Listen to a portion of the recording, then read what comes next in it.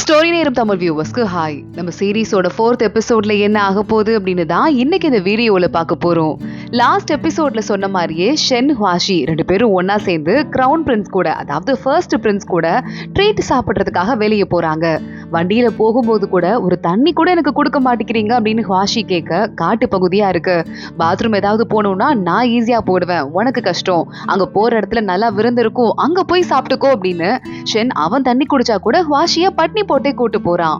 2 பேரும் போய் ஒரு இடத்துல இறங்குறாங்க. இடம் ரொம்ப அழகா இருக்கு, இங்கதான் பிரின்ஸோட ட்ரீட் நடக்க போகுது, நீங்க அழகா வேடிக்கை பார்க்கலாமா, இந்த இடம் ரொம்ப அழகா இருக்கும் அப்படின்னு ஷென் கேட்க, நான் உள்ள போய் ரெஸ்ட் எடுக்கிறேன் அப்படின்னு நம்ம ஹுவாஷி வேலைக்கார பொண்ணு 2 பேரும் கிளம்பிடுறாங்க.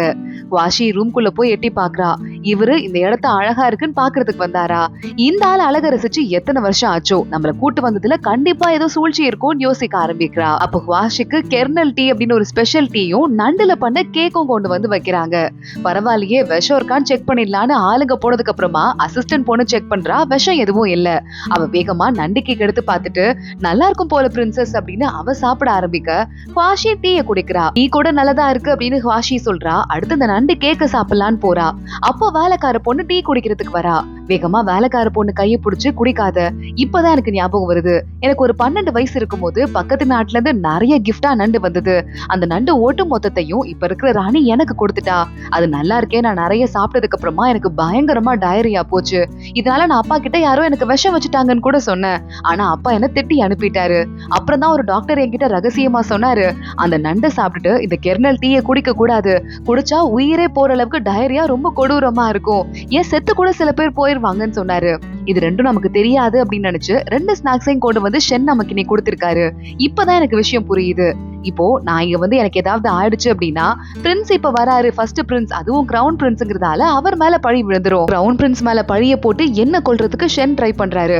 சோ கிரவுன் பிரின்ஸ் இங்க வரைய என்ன யாரும் எதுவும் பண்ண மாட்டாங்க. அது மட்டும் இல்லாம கிரவுன் பிரின்ஸ் இப்படி ஷென்னோட பொண்டாட்டிய கொண்டுட்டாருன்னு ராஜா பரிதாபப்பட்டு ஷென்னுக்கு இன்னும் கொஞ்சம் சாஃப்ட் ஆயிருவாரு. அதுக்குதான் அவரு பிளான் பண்றாரு, விடக்கூடாது, நம்ம பிளான் போடலாம் அப்படின்னு ஹுவாஷி யோசிக்க ஆரம்பிக்கிறா. ஒரே கல்லுல 2 மாங்க அடிக்கிறதுக்கு பாக்குறாரு ஷென் அப்படின்னு. ஷென்னு வெயிட் பண்ணிட்டு உட்கார்ந்துட்டு இருக்கான். இங்க அதுக்குள்ள ஹுவாஷி சொல்றா, நமக்கு ஏற்கனவே டயரியா வந்த மாதிரி நம்ம கொஞ்சம் வேடிக்கை காட்டலாம் அப்படின்னு. ஷென்னி கிட்ட ஆளுங்க அதுக்குள்ள சிம்டம்ஸ் எல்லாம் வர ஆரம்பிச்சிருச்சு. ஹுவாஷிக்கு ரெஸ்ட் ரூம்க்கு போயிட்டே இருக்காங்கன்னு சொல்ல, மருந்து கொஞ்சம் கம்மியா தான் கொடுத்தோம், இன்னும் கொஞ்சம் லேட்டா தான் ஆரம்பிக்கணும், பிரின்ஸ் வந்ததுக்கு அப்புறம் அதுக்குள்ள எப்படி ஆரம்பிச்சது அப்படின்னு நம்ம ஷென்னு பார்த்துட்டு, சரி ஓகே, ரொம்ப வீக்கான பாடி போல, இவ்வளவு சீக்கிரம் ஆரம்பிச்சிருச்சு, அதனால இப்பவே நம்ம ஆரம்பிச்சு ஹுவாஷியே கொண்டு போட சொல்லுங்க, எந்த ரூம்ல ஹுவாஷி இருக்காலோ அந்த ரூம்ல நம்ம பிரின்ஸ் வந்ததுக்கு அப்புறமா ட்ரெஸ்ல கரை பண்ணிட்டு உள்ள ட்ரெஸ் சேஞ்ச் பண்றதுக்கு அனுப்பலாம். அவன் உள்ள போயிட்டு பார்த்து ஷாக் ஆகும்போது அவன் தான் ஹுவாஷியை கொண்டுட்டதா சொல்லிடலாம் அப்படின்னு இவன் ஒரு பிளான போட்டுட்டு இருக்கான். ஹுவாஷிய இந்த வேலைக்கார பொண்ணு இவ ஒரு அடியாள், அவ நேரா ரெஸ்ட் ரூம்க்கு கூட்டு போயிட்டு இருக்கா. இங்க உள்ள போங்க, இங்க ரூம்குள்ள ரெஸ்ட் ரூம் இருக்கு, உங்களுக்கு ஈஸியா இருக்கும் அப்படின்னு ஹுவாஷி நேரா உள்ள போறா. உள்ள போயிட்டு கதவை க்ளோஸ் பண்ணதுமே அந்த அடியால் நம்ம ஹுவாஷியை அட்டாக் பண்றதுக்கு வர வேலைக்கார பொண்ணு ஹுவாஷியை காப்பாத்த ஆரம்பிக்கிறா. ஏற்கனவே உங்க போட்ட பிளான் படி நம்ம ஹுவாஷி சொல்லிட்டு இருக்கா, உன் கையில தான் இருக்கேன் உயிரை காப்பாத்துறது, நீ அந்த பொண்ணை அடிச்சு என் உயிரை காப்பாத்தணும் அப்படின்னு. அதே மாதிரி ஹுவாஷி அவகிட்ட சண்டை போட்டுட்டு இருக்க கரெக்டா கிரவுன் பிரின்ஸ் அங்க வந்துடுறான். ஷென்னு வரவேற்கிறதுக்கு போயிடுறான். உங்க ட்ரெஸ்ல போய் இப்படி டீ கொட்டிடுச்சு, வேலைக்கார பையனுக்கு நான் தண்டனை கொடுத்துக்கிறேன், போய் ட்ரெஸ் சேஞ்ச் பண்ணிட்டு வாங்க அப்படின்னு ஷென்னு சொன்னதும் அவனும் நேரா ட்ரெஸ் சேஞ்ச் பண்றதுக்கு போறான். கொஞ்ச நேரம் நம்ம ஷென்னு வெளியே வெயிட் பண்ணி பாக்குறான். பிரின்ஸ் ட்ரெஸ் சேஞ்ச் பண்ணிட்டு வேகமா வெளியே வந்துட எந்த பிரச்சனையும் நடக்கல. ஷென்னு ஷாக் ஆயிட்டு நேரா ரூம்குள்ள போய் பாக்குறான். ரூம்குள்ள எந்த ஆளுமே இல்ல. கொஞ்சம் ஓரமா எட்டி பார்த்தா அந்த அடியாள் இருக்காளே, அந்த பொண்ணுதான் அடி வாங்கி மயங்கி கிடக்குறா. ஷென்னு பார்த்துட்டு எவ்வளவு தைரியம் அந்த ஹுவாஷிக்கு என்ன மறுபடியும் ஏமாத்திட்டான்னு ஷாக் ஆயிட்டு இருக்க. ஹுவாஷி ஆனா அந்த பொண்ணு கிட்ட இருந்து வேலைக்கார யூனிஃபார்ம் எடுத்து போட்டுட்டு அமைதியா அங்கிருந்து கிளம்பி வெளியே போயிட்டு இருக்கா. ஷென்னு ரொம்ப கடுப்பாயிட்டு இருக்கான். அவ வெளியே போயிட்டா, தப்பிக்க கூடாது, எங்க போனாலும் அவளை கொண்டு போடுங்க, முடிஞ்சா ராஜா கிட்ட ஹெல்ப் கேட்க தான் அவ போக முடியும், அதனால அந்த வழியில ஆளுங்களை நிறுத்துங்க, விடக்கூடாது அப்படின்னு நேரா அவன் அங்கிருந்து வெளியே கிளம்பிட்டு இருக்கான். இங்க ஹுவாஷி மின்னல் வேகத்தை தப்பிச்சு ஓடுறதுக்கு ட்ரை பண்ணிட்டு இருக்கா. இங்க பார்த்தா அவளை ஃபாலோ பண்ணிட்டு 2-3 ஆளுங்க வெளியே போயிட்டு இருக்காங்க. ஆனா அங்க ஹுவாஷி வேஷத்துல போறது நம்ம வேலைக்கார பொண்ணுதான். ஹுவாஷி அவகிட்ட, நீ சண்டை போட்டு அவங்க கிட்ட இருந்து எனக்கு கொஞ்சம் டைம் வாங்கி கொடு, முக்கியமான ஒரு இடத்துக்கு போகணும், அங்க போனா மட்டும் தான் என்ன காப்பாத்துவாங்க அப்படின்னு ஹுவாஷி அங்க சைட்ல கிளம்பி ஓடி இருக்கா. சோ ஹுவாஷி மாதிரியே நடிச்சு அந்த வேலைக்கார பொண்ணு சண்டை போட்டு அவங்கள கொஞ்சமா ஏமாத்திட்டு இருக்க. ஹுவாஷி நேரா போறவ வேட்டைக்காரங்களை பாத்துடுறா. ஒரு பன்னியை வேட்டையாடிட்டு வெட்டி பீஸ் போட்டு எடுத்துட்டு போயிட்டு இருக்காங்க. அங்க ஒரு ஜக் நிறைய பன்னியோட ரத்தம் இருக்கு. அந்த ரத்தத்தை எடுத்து அவளுக்கு பயங்கரமா நாறுது. ஆனா அப்பயும் அவளுக்கு அடிபட்ட மாதிரி அவ மேல கொஞ்சம் கொஞ்சமா போட்டுக்கிறா. இங்க நம்ம வேலைக்கார பொண்ணுகிட்ட சண்டை போடுறவங்களும் இது இளவரசி கிடையாது, நம்ம ஏமாந்துட்டோம் அப்படின்னு அங்க இருந்து கிளம்பி ஓட ஆரம்பிக்கிறாங்க. வாஷி நேரா போயிட்டு ஒரு வீட்டு கதவை தட்டுறா. சீக்கிரமா இளவரசர்கிட்ட போய் சொல்லுங்க, நான் பக்கத்து நாட்டு இளவரசி வாஷி அப்படின்னு சொல்லிட்டு அங்கே மயங்கி விழுந்துடுறா. ஏற்கனவே ரொம்ப நல்லா தெரிஞ்ச 4th பிரின்ஸோட வீட்டுக்கு தான் வாஷி இப்ப வந்திருக்கா. அவ அங்கே மயங்கி விழுந்து கிடக்க இங்க நம்ம ஃபர்ஸ்ட் பிரின்ஸ் கிட்ட ஷென் எதுவுமே நடக்காத மாதிரி பேச ஆரம்பிக்கிறான். என் ஒய்ஃபை கூட்டு வந்தேன், அவளுக்கு கொஞ்சம் உடம்பு சரியில்லை, அதான் ரெஸ்ட் எடுத்துட்டு இருக்கா அப்படின்னு சொல்லும் போதே ஷென்னோட காதுல வந்து ஒருத்தன் விஷயத்த சொல்லிடுறான். ஷென்னு ஷாக் ஆயிட்டு ஃபர்ஸ்ட் பிரின்ஸ் கிட்ட ஒரு முக்கியமான வேலை வந்திருக்கு, நான் இங்க இருந்து கிளம்பி போக போறேன்னு சொல்ல, இப்பதான் நான் வந்திருக்கேன், என்ன விருதுக்கு கூப்பிட்டுட்டு கிளம்பி போனேன்னா கிரவுன் பிரின்ஸ் எனக்கு என்ன மரியாதை அப்படின்னு பிரின்ஸ் திட்ட ஆரம்பிக்கிறான். என்ன மன்னிச்சிருங்கன்னு ஷென் கண்டுக்காம அங்க இருந்து திரும்பி போயிடுறான். இந்த ஃபர்ஸ்ட் பிரின்ஸ்க்கு செம்ம கடுப்பாகுது. பக்கத்துல இருக்கிற வேலைக்கார பொண்ணை நல்லா அடி அடின்னு அடிச்சுட்டு அந்த பொண்ணை அங்கேயே கொன்னே போட்டுடுறான். நானும் பாத்துட்டே இருக்கேன், என்கிட்ட அவன் திமிரு காட்டிக்கிட்டே இருக்கான், என் பொறுமையை ரொம்ப சோதிச்சுட்டே இருக்கான், என்ன கள்ளப்பண விஷயத்துல அவன் வந்து தலையிட்டுட்டே இருக்கான், அவ்வளவுதானே, என்னதான் அவன் பண்ணாலும் என்கிட்ட அவன் வர முடியாது, முட்டு சந்தில முட்டிட்டு தான் போய் நிக்க போறான் அப்படின்னு பிரின்ஸ் அங்க இருந்து கிளம்புறான். இங்க வாஷி தப்பிச்சு போயிட்டா அப்படிங்கிற விஷயத்தை தான் ஷென்னு கிட்ட வந்து சொல்லிருக்காங்க. நாங்க வேலைக்கார பொண்ணு போய் ஃபாலோ பண்ணிட்டு போயிட்டோம் அப்படின்னு. ஷென்னுக்கு இந்த விஷயம் தெரியுது. கரெக்டா அப்பன்னு பார்த்து 4th பிரின்ஸ் உங்களை கூப்பிட்டுருக்காருன்னு தகவல் வர அங்கதான் போயிருக்கா அப்படின்னு தெரிஞ்சு ஷென் நேரா கிளம்பி வந்துட்டு இருக்கான். எங்க 4th பிரின்ஸ் ஒரு டாக்டர் லேடியை கூப்பிட்டு கொஞ்சம் கொஞ்சமா வாஷிக்கு ட்ரீட்மெண்ட் பாக்குறதுக்கு ஆரம்பிச்சிட்டு இருக்கான். இந்த பொண்ணுக்கு முதல்ல மயக்க மருந்து கொடுத்து தையெல்லாம் போடுங்க அப்படின்னு அந்த பையன் சொல்லிக்கிட்டு இருக்கான். வாஷி சிரிக்கிறா. உடனே 4th பிரின்ஸ் என்னங்க ஆச்சு அப்படின்னு கேட்க, எனக்கு ஊர்ல ஒரு தம்பி இருக்கான், அவன் மட்டும்தான் உலகத்திலே எனக்கு அடிபட்டுட்டா ரொம்ப பதட்டமாவான், அவனை நான் விட்டுட்டு இங்க வந்திருக்கேன், ஆனா நீங்க எனக்காக பதறத பாக்கும்போது எனக்கு லேசா அவன் ஞாபகம் வந்துருச்சுன்னு சொல்ல, 4th பிரின்ஸ் பார்த்துட்டு நீங்களும் அரண்மனையில இருந்து தான் வந்திருக்கீங்க, நானும் அரண்மனையில தான் பிறந்து வளர்ந்தேன், பாசம்ங்கிறது ரொம்ப கஷ்டம் இங்க பாக்குறது, ஆனா அப்பயும் உங்க தம்பி மேல இவ்வளவு பாசமா இருக்கிறது பாக்குறதுக்கே அதிசயமா இருக்கு, இப்போ என்ன தம்பி மாதிரின்னு வேற சொல்லிட்டீங்க, நான் கொடுக்குற ட்ரீட்மெண்ட்டை நீங்க அமைதியா ஏத்துக்கோங்கன்னு சொல்ல, நீங்க இவ்வளவு ஆபத்திலே எனக்கு ஹெல்ப் பண்ணிருக்கீங்க, நான் என்னைக்கும் மறக்க மாட்டேன், திடீர்னு நானு ஷென் எல்லாமே ஃபர்ஸ்ட் பிரின்ஸை பார்க்க வந்தோம், அப்ப திடீர்னு எங்களை அசாசினேஷன் அட்டாக் பண்ண ஆரம்பிச்சிட்டாங்க, நான் எஸ்கேப் ஆகி இங்க வந்துட்டேன், அங்க என்ன ஆச்சுன்னு தெரியல அப்படின்னு வாஷி ஷென் மேல பழிய போடாத மாதிரி சொல்லிக்கிட்டு இருக்கா. கரெக்டா ஷென் அங்க வந்துடுறான். இங்க என்ன நடக்குது அப்படின்னு கேட்டுட்டு இருக்க 4th பிரின்ஸ் நடுவுல தடுத்து நிறுத்துறான்.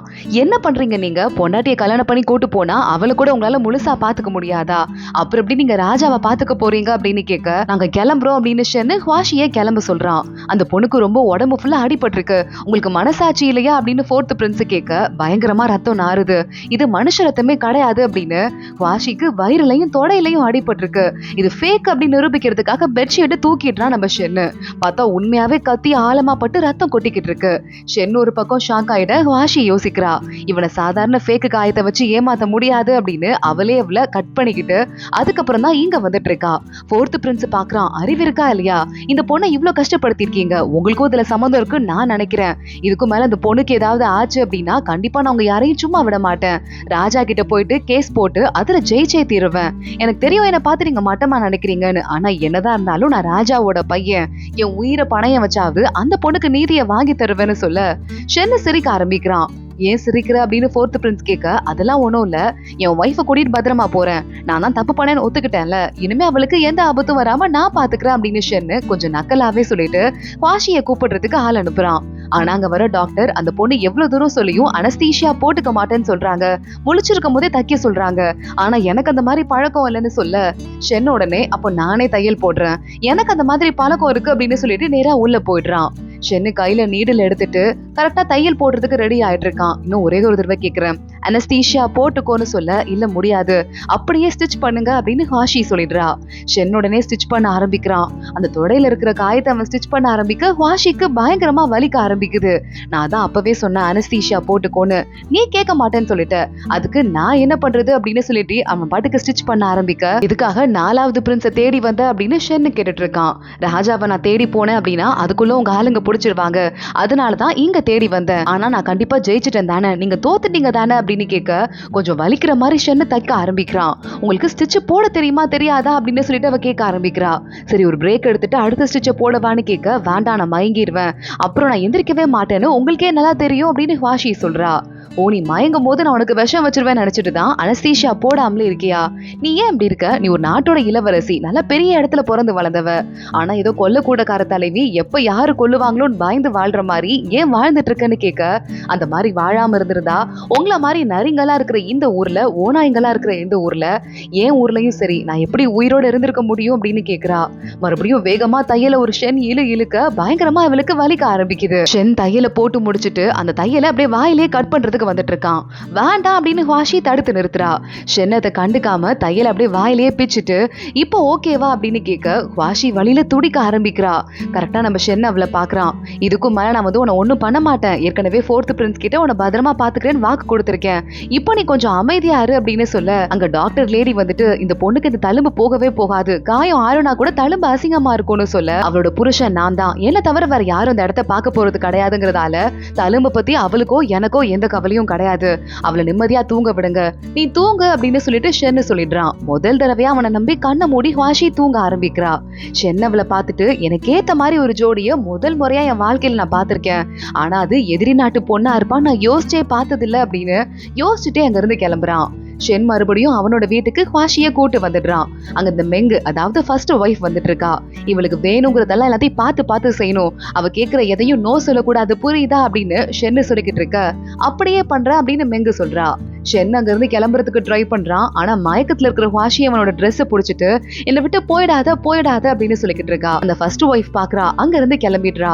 ஆனா வாஷி அம்மா அப்படின்னு நினைச்சிட்டு ஷென்னோட ட்ரெஸ் புடிச்சிட்டு இருக்கா. உடனே வாஷிக்கு தூங்கும் போது அந்த மயக்கத்துல அவங்க அம்மா ஞாபகம் வந்துருது. அவங்க அம்மா அவளை கூட்டு போயிட்டு ஊரை சுத்தி காட்டியிருக்காங்க. அம்மா அதெல்லாம் அழகா இருக்கு, ஆனா அப்பா அதை தொடக்கூடாதுன்னு சொல்லியிருக்காருமா அப்படின்னு சொல்ல, அது என்ன நான் என் பொண்ணுக்கு வாங்கி தரேன் அப்படின்னு அதை அம்பு விட்டு தான் ஜெயிக்கணுமா ஒரு மணி ஒண்ணு, அதை அம்பை விட்டு ஜெயிச்சு கொடுத்துடுறாங்க. என் பொண்ணு என்னெல்லாம் நினைக்கிறாளோ அதெல்லாம் செய்யலாம், அதெல்லாம் எல்லாத்துக்கும் அவளுக்கு உரிமை இருக்கு, இந்த உலகத்திலே என் பொண்ணு வாஷி தான் இருக்கிறதுலே பெஸ்ட் அப்படின்னு அவங்க அம்மா சொல்லியிருக்காங்க. அதை பத்தி யோசிச்சு பார்த்துட்டு மயக்கத்துல வாஷி படுத்துட்டு இருக்கா. ஷென்னும் அமைதியா அம்மா என்னை விட்டு போயிடாத போயிடாதன்னு அவ சொல்றதை கேட்டுட்டு அங்கேயே நின்னுட்டு இருக்கான். வெளியே மெங்கு வரா ஃபர்ஸ்ட் ஒய்ஃப். வேலைக்கார பொண்ணுகிட்ட இந்த பொண்ணுக்கு அடிப்பட்டதுல கண்டிப்பா ஷென்னோட பங்கு இருக்கு, ஆனா இப்ப ஷென் அவன் மேல கவலைப்பட்டு அக்கறைப்பட்டு பேசினார் பாத்தியா, அது ஃபேக் மாதிரி தெரியல. ஷென்னோட வாழ்க்கையில வரைய அக்கறை அப்படிங்கிற வார்த்தைக்கே கொஞ்சம் கூட இடம் இருந்தது கிடையாது.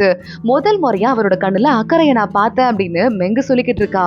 நீங்க என்ன பண்ண போறீங்க, மேப்பை நம்ம எப்படி வெளியே கொடுக்க போறோம், அந்த பெயிண்டிங் எப்படி கொடுக்க போறோம்னு வேலைக்கார பொண்ணு கேட்டுட்டு இருக்கா.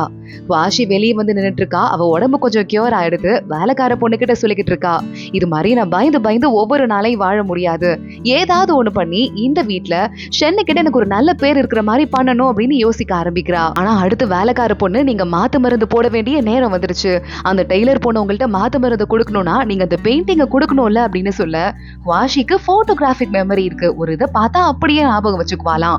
உள்ள போகும்போது பெயிண்டிங்ஸ் எல்லாம் பார்த்தால அதே மாதிரியே ஒரு பெயிண்டிங்க இவளே வரைய ஆரம்பிக்கிறா. வரைஞ்சிட்டு இதை வெளியே எடுத்து போய் கொடுக்கணும், ஆனா நம்மளால இப்ப வெளியே போக முடியாது, என்ன பண்றதுன்னு யோசிச்சுட்டு சரி ஓகே நான் ஒரு வழி வச்சுட்டு இருக்கேன் அப்படின்னு வாஷி வெளியே போறா. எனக்கு ஒரே ஹோம் சிக்கா இருக்கு, என் ஊரோட பழகாரம் எல்லாம் வாங்கி சாப்பிடணும், என்ன வெளியே விடுங்கன்னு சொல்ல துணை மனைவி சிங்கு இருக்கால அவளும் வந்துடுறா. மெங்கோ அந்த இடத்துக்கு வந்துடுறா. அதெல்லாம் யாரையும் விட முடியாது, யாரும் வெளியே போக கூடாதுன்னு சார் சொல்லியிருக்காருல்ல அப்படின்னு ரெண்டு பேரும் கேக்குறாங்க. ஷென்னு லூவோட நின்னுட்டு என்னெல்லாம் நடக்குது அப்படின்னு அமைதியா வேடிக்கை பார்த்துட்டு இருக்கான். நீ அடிப்பட்ட மாதிரி நடிச்சா நான் நம்பிடுவேனா அப்படின்னு சின்ன வேகமா வந்து வாஷிய தள்ளி விட வாஷி பொத்துன்னு வழியில கீழே விழுந்துடுறா. சும்மா தொட்டதுக்குலாம் அவ கீழே விழறா அப்படின்னு சின்ன பயப்பட ஆரம்பிக்க சண்டை நடக்கிற மாதிரி இருக்கு. ஆனா மெங்கு தடுத்து நிறுத்தி, நம்ம சார் கிட்ட போய் கேளுங்க, என் வீட்டுக்காரர் என்ன சொல்றாரோ அதுவே நடக்கட்டும்னு சொல்ல ஷென்னு பாக்குறான். அவளுக்கு என்ன வேணுமோ அதெல்லாம் வாங்கி கொடுங்க, ஆனா அவ வெளியே போக கூடாது, மத்தபடி வேற யாருக்கு என்ன வேணும்னாலும் அதை ஏற்பாடு பண்ணுங்க அப்படின்னு ஷென்னு சொல்லிடுறான். அதே மாதிரி மெங்கு கிட்டையும் கேளுங்கன்னு சொல்ல மெங்கு கிட்ட ஆளுங்க வந்து கேக்குறாங்க. வேலைக்கார பொண்ணு சொல்றதுக்கு வரா. ஆனா மெங்கு இல்ல ஒண்ணும் வேண்டாம் அப்படின்னு சொல்லிடுறா.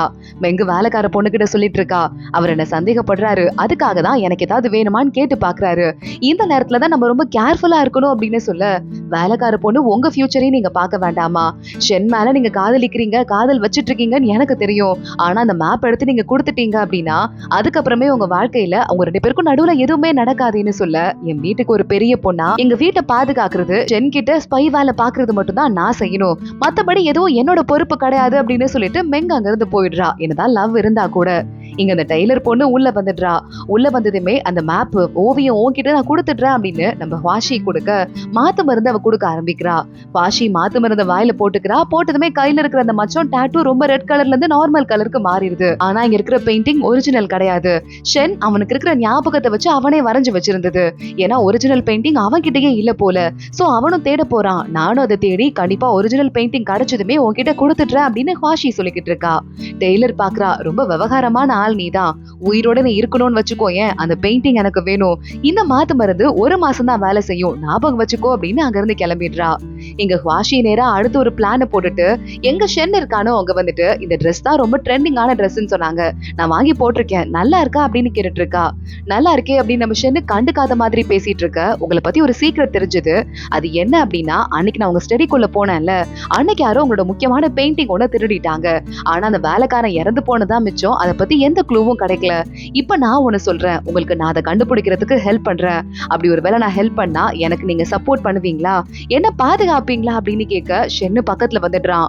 நீயே ஒரு பிரின்சஸா இருந்து கூட ஒரு மினிஸ்டருக்கு பொண்டாட்டியா, அதுவும் துணை மனைவி ஆயிட்டு உயிர் பிச்சை கேட்டு என்கிட்ட நின்னுட்டு இருக்க, நீ எனக்கு ஹெல்ப் பண்ண போறியா அப்படின்னு கேட்க வாஷி பாக்குறா. இப்ப பாருங்களேன், நான் ஹெல்ப் பண்ணிட்டா ஒரு வேலை, ஏன்னா உங்களுக்கும் அந்த உங்க ஃபர்ஸ்ட் ஒய்ஃப் இருக்காளே மெங், அவளுக்கும் நடுவுல பெரிய பஞ்சாயத்து ஆயிடுச்சு. அவளை போய் நீங்க டைரக்டா செக்கும் பண்ண முடியாது, பண்ணாம இருக்கவும் முடியாது. நான் ஹெல்ப் பண்ணி வாங்கி கொடுக்கவா அப்படின்னு கேட்டுட்டு சிரிக்க ஆரம்பிக்க ஷென் அவளை பார்த்து பயங்கரமா சிரிக்க ஆரம்பிக்கிறான். அதோட தான் இந்த எபிசோட் முடியுது. அடுத்தடுத்து என்ன ஆக போது தொடர்ந்து பார்க்கலாம். இந்த வீடியோவை லைக் பண்ணிக்கோங்க, மறக்காம நம்ம சேனலுக்கு சப்ஸ்கிரைப் பண்ணிட்டு பெல் ஐக்கானையும் கிளிக் பண்ணிக்கோங்க. அடுத்த வீடியோல பார்க்கலாம். அது வரைய பாய்.